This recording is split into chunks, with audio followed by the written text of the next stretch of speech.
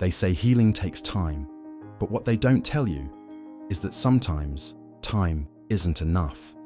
After I lost my mother, the house didn't feel like a home anymore. The walls echoed with memories, and the quiet, once peaceful, became unbearable. Then the panic attacks started, out of nowhere. It felt like drowning in air, and no one could throw me a rope. I stopped going outside, stopped answering friends, stopped believing I could ever feel okay again. And then, on a storm-washed morning in April, I saw him, a young bobcat, soaking wet, alone, watching me from the tree line. He didn't run, he didn't growl, he just stayed. And somehow, without ever crossing the line between wild and tame, he gave me something no one else could. This is the story of how a wild animal I never touched saved me in ways I never thought possible. A story about grief, about boundaries, and about how healing sometimes comes on 4 silent paws.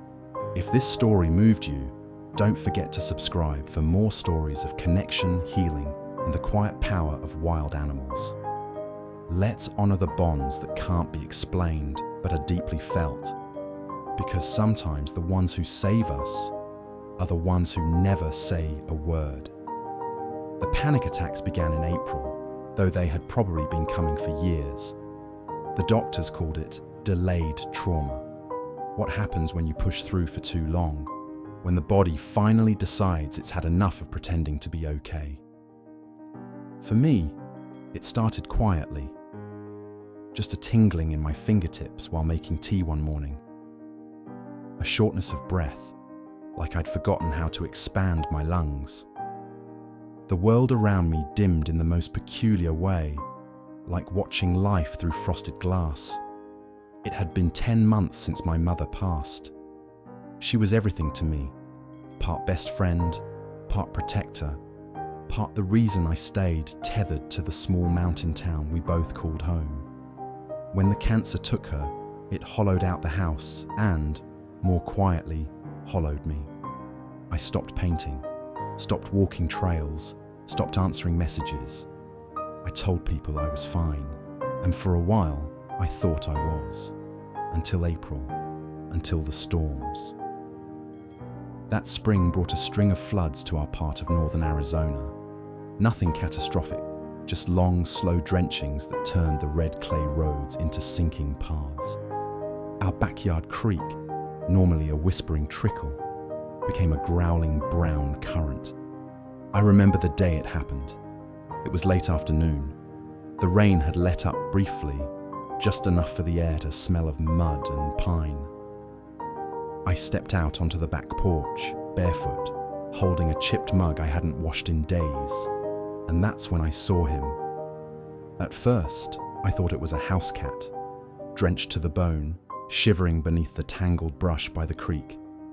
But something about the shape, the wide face, the stubby tail, the spotted coat that didn't belong, made me step back. A bobcat, young, alone. He looked at me just once before disappearing into the woods.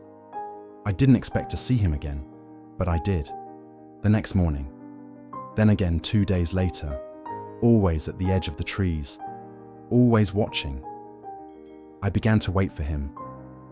It was weeks before he came closer.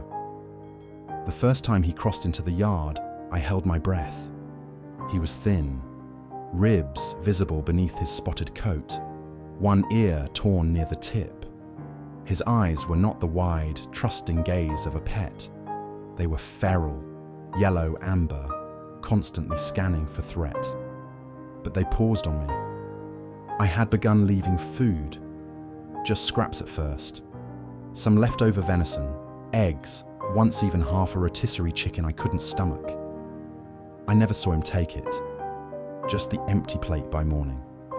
I named him Finch. I don't know why, it just came to me. Something about the name made me feel less alone. At night, when the house creaked and panic threatened to rise like static in my chest, I would go to the window and whisper his name, hoping he was near. And some nights, most nights, he was. His silhouette would sit at the edge of the tree line, still as stone. Eventually, I took to sitting on the back steps in the evenings, blanket wrapped around me, tea in hand. I wouldn't speak, wouldn't even look at him directly, just sat and let the silence stretch between us. There was something oddly stabilizing about his presence. The way he stayed just far enough to keep the mystery alive, yet close enough to be real. When the panic came, fast, unbidden, like a wave that didn't need a shore to crash, I'd find myself reaching for that image of him, solid, watchful, unafraid. I began to feel less like I was dying, and more like I was simply changing. The next morning, I walked the length of the backyard barefoot, my breath ghosting in the dawn air, looking for any sign he'd been real. The earth was soft from last night's frost, and there, beside the cracked ceramic dish I'd left out, were his tracks.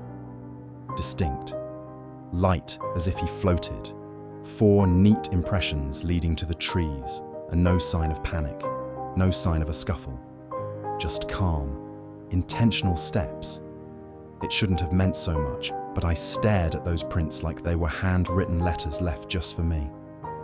The days after that were different. There's something subtle that happens when wildness enters your world. You begin listening more, watching. My senses, which had been dulled for months by grief and the haze of anxiety, sharpened. I noticed the way the light fell through the pines at 4 p.m., the exact tone of the chickadees calling near dusk, the shift in the wind when a storm was on its way. But above all, I noticed him. Finch never approached in daylight. He was a dusk creature, a shadow. The exact moment between light and night seemed to be his invitation to appear. Some evenings, he would linger at the edge of the trees, sitting like a sphinx, poised and still. Other nights, he would move along the border of the yard in a silent patrol, only occasionally glancing my way. He never crossed onto the porch, not then. That was mine, and he seemed to respect the invisible line between us. In return, I never tried to bridge it, and that boundary, the unspoken line of trust, became something sacred. I'd sit there in the quiet, wrapped in my mother's old quilt, letting my heart slow down, letting the panic inside me uncurl. Some nights, he'd be there, other nights not. But the ritual of waiting, of being, gave my days structure again. It felt like we were practicing something ancient. 2 creatures from different worlds, learning how to coexist without language or possession. Once, about a month in, I set a camera on the windowsill, hoping to capture him. But the footage, when I reviewed it, felt wrong. I'd caught him there, yes. His wide, wild eyes glowing in the night vision, his body low to the ground, tense, not afraid, but aware. It felt like I had violated something. I deleted the footage. Some things aren't meant to be recorded. Some connections are made of breath, not pixels. Around this time, I began to notice something deeper changing in me. Not just the fading panic attacks, though that was real and undeniable, but something more subtle. I started waking up before sunrise again, like I used to when my mother was alive. I'd make tea, black, strong, steeped long, then sit by the window and write. Not poetry, not even coherent thoughts, just fragments, a shadow at the tree line. Breath held, not from fear, but from reverence. Stillness can feel like prayer when someone is watching. One day, I wrote a full page, then 3. By the 2nd week of August, I had filled an entire journal. Not every entry was about Finch, but all of them carried a sense of return, like something inside me was circling back to life. Then came the night the silence was broken. I was on the porch, curled under my quilt, when I heard the unmistakable sound of claws clicking softly on the wooden steps. I froze, didn't breathe. He was there, not at the tree line, not beside the yard's edge, on the porch. 5 feet away. He walked slowly, deliberately, ears angled toward me, but eyes cast to the side. He stopped by the dish of water I'd set out. His body lowered, muscles rippling, and he began to drink. Up close, he was even more magnificent. Not large, he was young, probably no more than 2 years old, but compact and graceful, like he was carved out of the dusk itself. His coat was a mosaic of cinnamon and slate, his legs dusted with faint rings, and one of his ears had a jagged tear near the tip. A story I'd never know. I didn't move, not even to shift my fingers under the quilt. I watched him drink, listened to the sound of his tongue lapping the water. It was such an ordinary sound, yet it made my heart ache. He stayed for maybe a minute.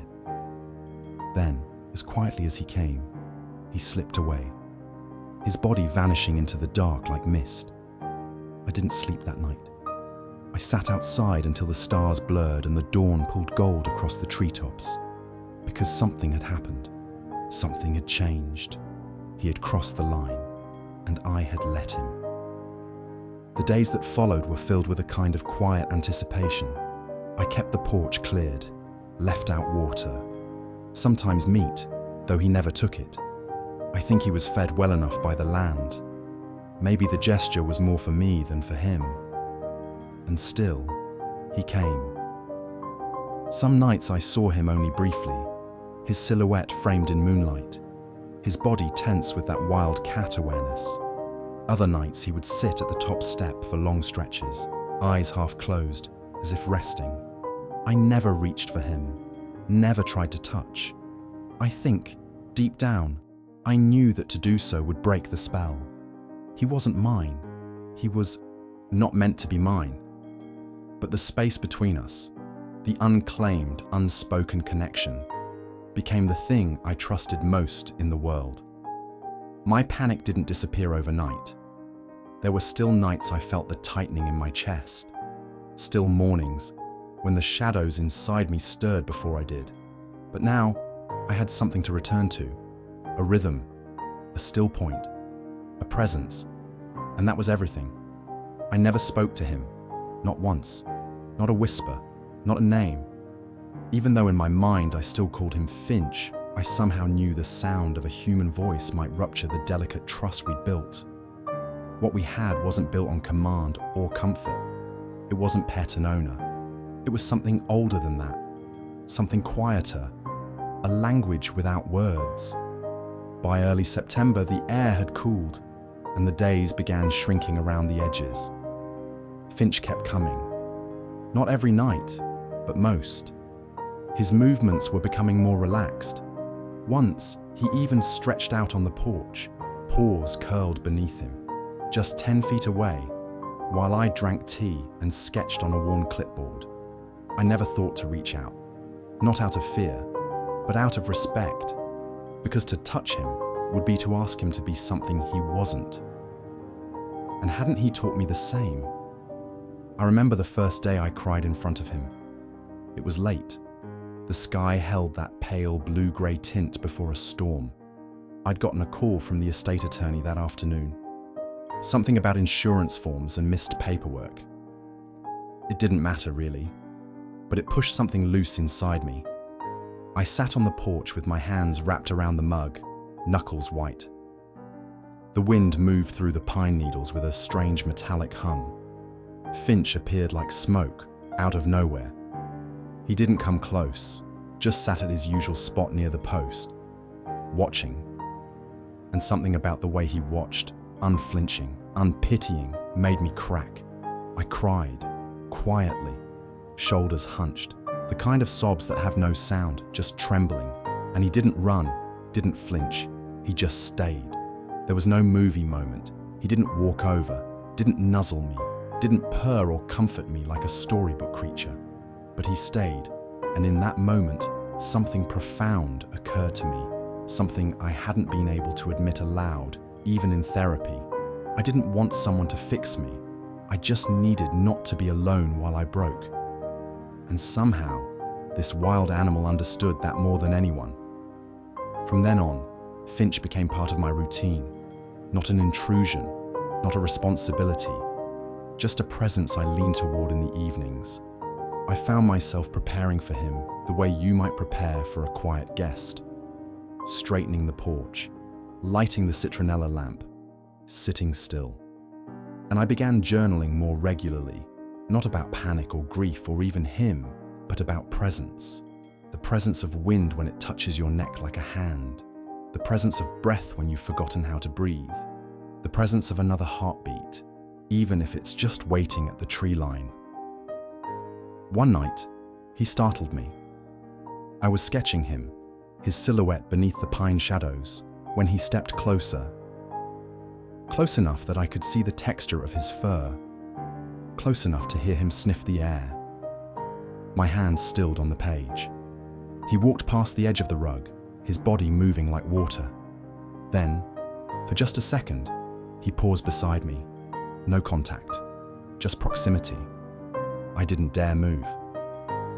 He lowered his body slowly and lay down, his back to me, but his ears flicking, aware. That was the first and only time he let me sit that close. We stayed like that until the crickets fell quiet, until the moon climbed and the world dimmed into something beyond description. And when he rose and walked away, I felt no sadness, only a kind of aching gratitude. I had learned that trust doesn't need touch, that companionship can exist without ownership. But even in the grace of that night, I felt a quiet shift deep in my chest, a knowing that this wouldn't last forever. The first complaint came on a yellow note taped to my mailbox. Spotted a bobcat near your porch. Dangerous. Call animal control. My heart sank. I'd known this might happen.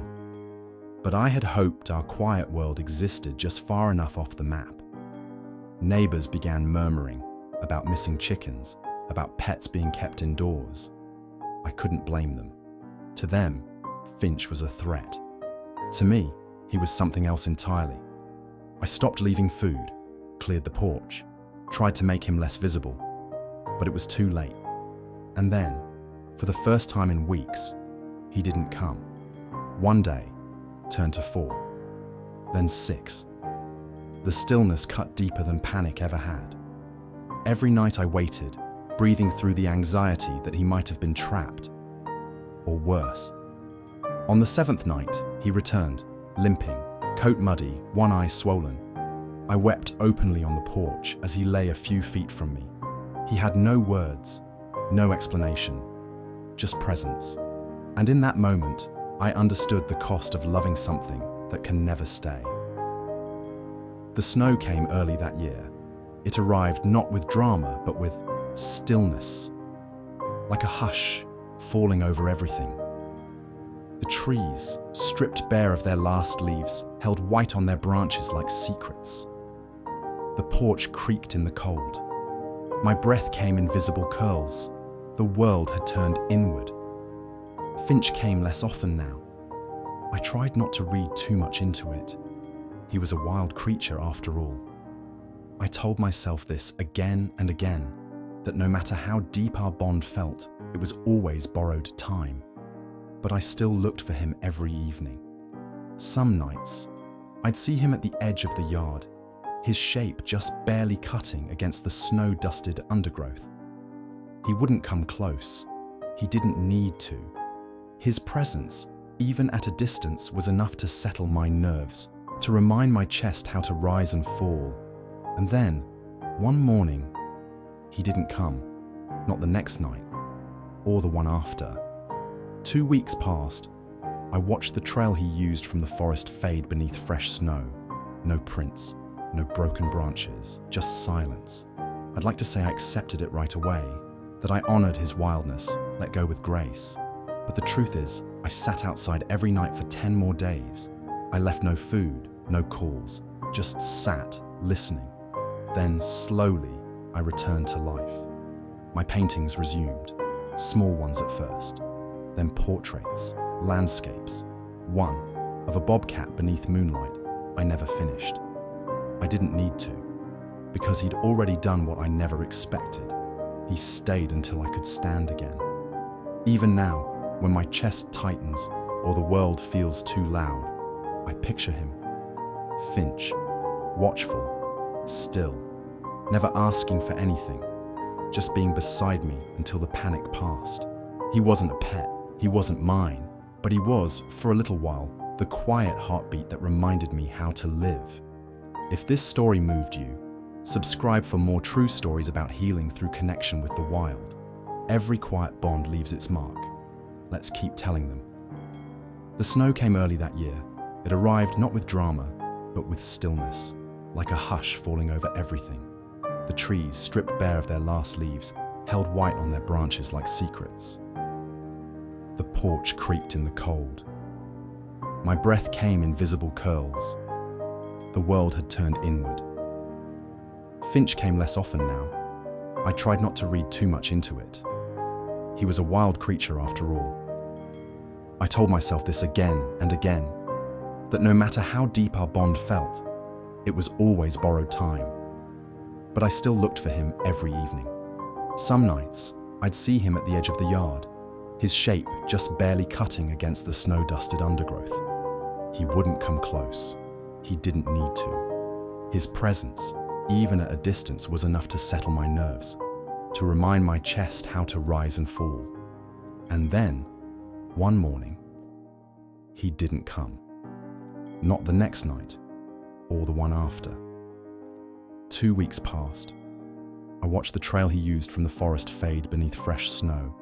No prints, no broken branches, just silence. I'd like to say I accepted it right away, that I honored his wildness, let go with grace. But the truth is, I sat outside every night for 10 more days. I left no food, no calls, just sat, listening. Then slowly, I returned to life. My paintings resumed, small ones at first, then portraits, landscapes. One of a bobcat beneath moonlight I never finished. I didn't need to, because he'd already done what I never expected. He stayed until I could stand again. Even now, when my chest tightens or the world feels too loud, I picture him, Finch, watchful, still, never asking for anything, just being beside me until the panic passed. He wasn't a pet, he wasn't mine, but he was, for a little while, the quiet heartbeat that reminded me how to live. If this story moved you, subscribe for more true stories about healing through connection with the wild. Every quiet bond leaves its mark. Let's keep telling them.